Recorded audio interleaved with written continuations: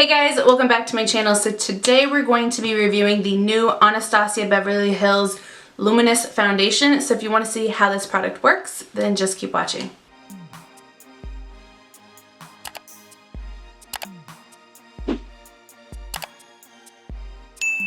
Okay, so this is what the packaging comes in. It comes in this silver container. It looks like the product has, gonna tell me somewhere? 1 fluid ounce, so it is a standard size. It is in a glass bottle. It does have a pump. I got mine in the shade 120W. I'm gonna go on Ulta's website because that's where I bought it. It's $38. Looks like it has 50 shades. And let's read what it's about. So it says that it's supposed to be a water-resistant liquid foundation. It's supposed to create a luminous natural finish. It's supposed to be long-wearing, medium coverage, yet still feels lightweight and looks ultra fresh. Ultra fresh. It says that the foundation looks great on its own, so there's no need to set it with powder. And blurs any imperfection, including discoloration and unevenness. I'll test that. Without caking or masking the skin's natural radiance. Anything else? Water resistant, long wearing, gives a complexion, blah, blah, blah, blah, blah, blah, blah. No flashback formula, that's nice. Creates a soft focus effect, does not oxidize. Supposed to be suitable for all skin types, including sensitive skin. Formulated without a bunch of stuff, vegan, blah, blah, blah, blah. Alright, so hopefully this works for me. I did order it online, so I don't know if it's going to be my shade. Oh, she's a little dark.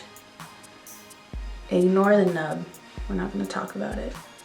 That might work. Okay, so I'm going to do one side of my face with a brush and the other side with a sponge.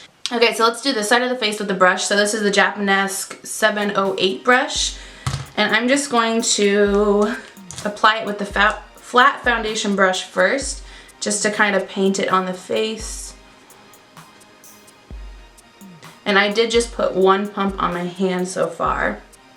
But for the kind of coverage I like, one's probably not going to be enough. Let's buff it. Buff it, buff it.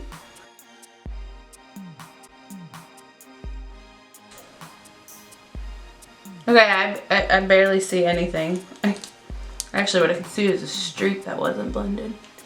Doesn't really look like I put much on. I really hate this brush. I don't know if it's the brush or what, but it seems like every product, I don't like how it looks with it. So let's do another pump and let's do the sponge on the other side, and I'm just gonna pick it up with the sponge.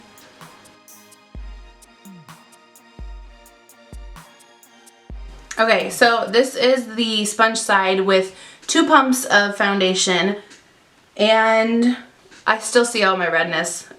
So I would definitely say it is for sure on the medium side. Oh god, my nose looks horrible. I'd say it's on the medium side, but I never understand when companies say things like mask discoloration, uneven, and blotchiness. How are you going to do that and be medium coverage? You need to be full coverage in order to mask my unevenness. So maybe if you don't have a bad discoloration and it's just like slight, it might mask it, but it's not covering my redness.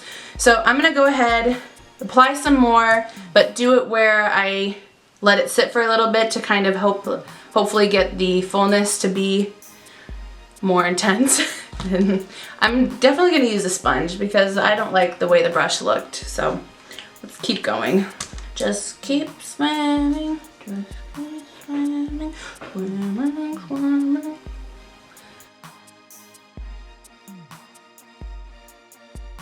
Okay, so now that I've blended it out, let me zoom you in so you can see what this looks like. Okay, so hopefully you're going to be able to see this close up, but this doesn't look good so far. It looks pretty patchy, and especially in my dry area, which is right here. Also, I don't know if it's going to pick it up, but it is going right into all of my pores right here. Let me try to get closer, actually. Okay, does that work? Can you see it now? Like, I can see all of my pores.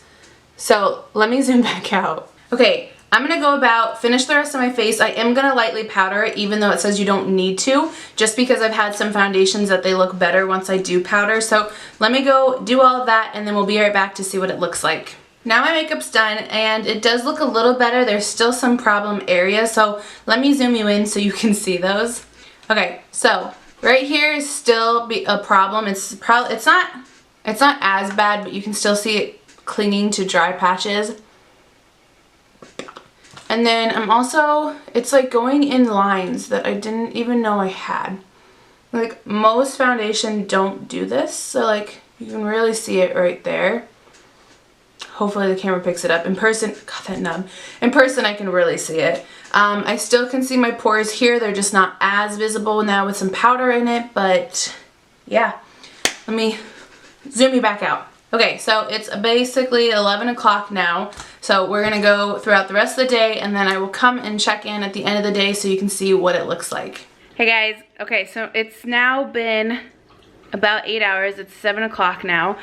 So I'm heading out of town actually, so I just wanted to go ahead and do the update now. Normally I'd wait until 9 o'clock or so, but let's just go ahead and do it now since it's been 8 hours, so.